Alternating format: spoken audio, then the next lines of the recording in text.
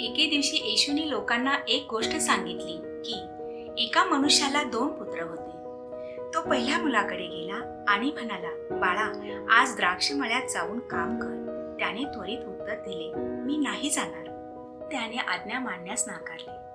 तो दुष्ट मार्गास लागला. पण त्याच मुलास नंतर पश्चाताप झाला व वडिलांची आज्ञा मानून द्राक्ष मळ्यात कामाला गेला.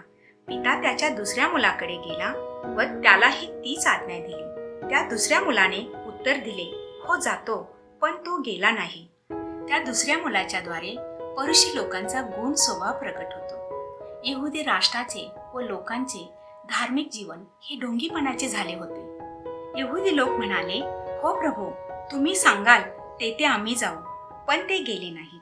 येशूने त्या 2 मुलांचा दाखला सांगितला व त्यानंतर येशूने तेथील श्रोतेजनास प्रश्न विचारला, या दोघातून कोणी वडिलांच्या इच्छेप्रमाणे केले? पहा, परुषी स्वतःचा विचार न करता म्हणाले, पहिल्या मुलाने.